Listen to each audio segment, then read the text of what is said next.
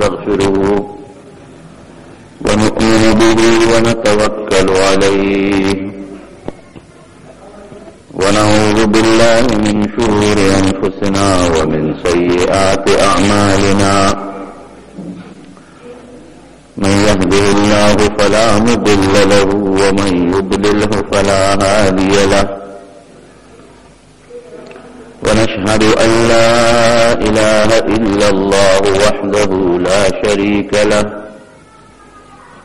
ونشهد أن سيدنا وحبيبنا وشفيعنا وسندنا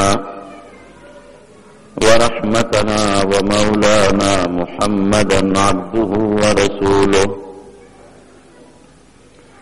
أما بعد فأعوذ بالله من الشيطان الرجيم بسم الله الرحمن الرحيم قل هو القادر على أن يبعث عليكم عذابا من فوقكم أو من تحت أرجلكم أو يلبسكم شيعا ويذيق بعضكم بأس بعض انظر كيف نصرف الآيات لعلهم يفقهون.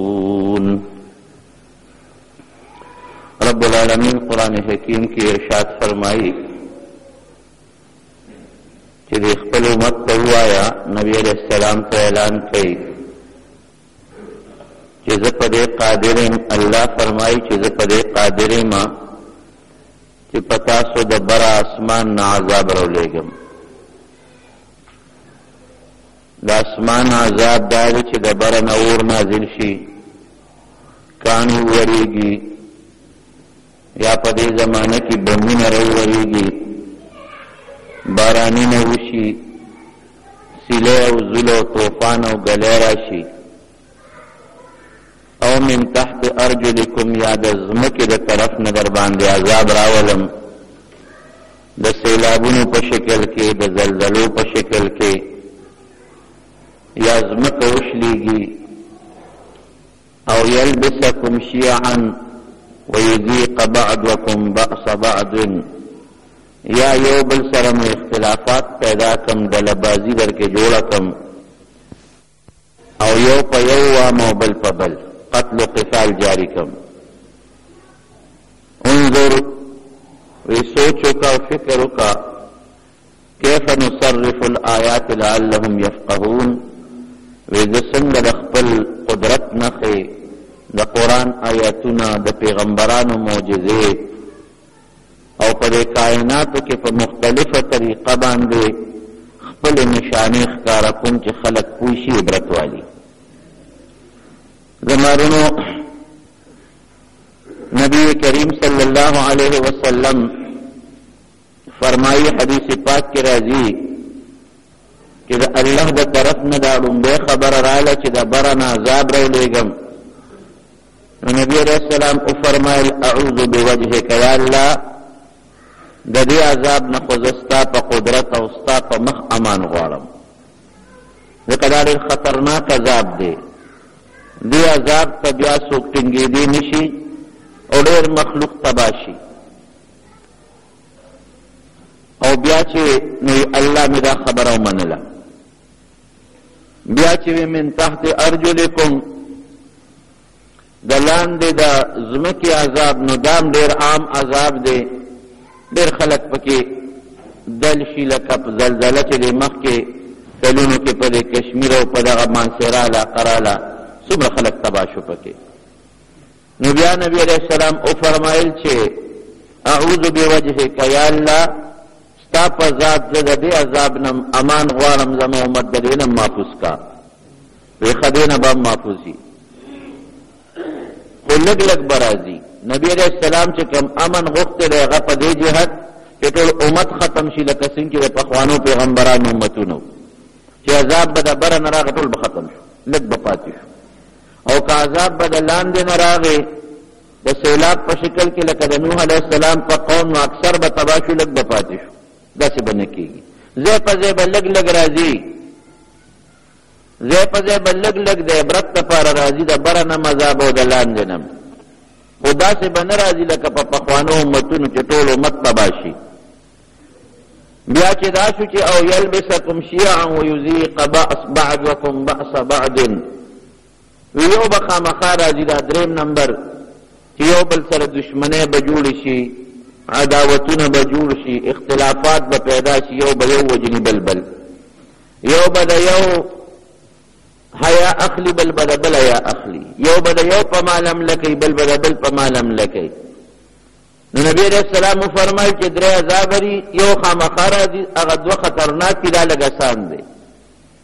بس الله دا یو ته بغاړه کېږدو نو دې نه خو خلاصې شته دی نه، وهذا اهون و ایسر، دا لږ غوندې آسان دی د هغه مخکې په نسبت. دوی کې به مسلمان مري خو لږ به مري، او هغه مخکې کې به زیات مري. ورونو دا زمونږ د نبی کریم صلی الله علیه وسلم برکت دی، د هغه دعا ده چې الله قبوله کړې ده. لکه مخکې قومونو باندې به د بر اسمان نه عذاب راغی ټول بریز مریز شو، یا د ځمکې د لاندې نه به عذاب راغی ټول به تباه و برباد شو. او عذاب چې د الله راځي بیا نو د عذاب ډېرې وجې دي، ګناهونه یې وجه ده چې ګناهونه زیات شي. خو د ټولو نه الله چې په کوم ګناه باندې خفه کېږي او غټ قهر را لیږي څه شی دی؟ ګناهونه خو ډېر دي، دروغ ګناه ده، قتل و قتال ګناه ده، د یو بل عزت اخیستل ګناه ده. په دې ټولو ګناهونه الله په غوسه کېږي، په ټولو الله په قهر و غضب شي. هغه ګناه چې الله په د دې هر څه نه زیات خفه کېږي، هغه ګناه چې د هغې په سبب الله د بره نه قهر را لیږي، هغه ګناه چې د هغې په سبب الله زلزلې را لیږي، د لاندې نه قهر را لیږي او د الله غضب په جوش کې راشي، څه شی دی رونو؟ هغه فحاشي ده، د ښځو سرتور سروالی دی، د ښځو بربنډتوب دی، د ښځو د سړو سره ګډ ژوند دی، د ښځو بې ستري ده. دا چې په کوم قوم کې راغلی دی هغه قوم رب العالمین نیست و نابود ګرځولو دی، برباد کړی دی. او زمونږ د امت متعلق هم نبی علیہ السلام فرمایي چې الله به راته ډېر صبر کوي، ګناهونه به کوئ الله به صبر کوي.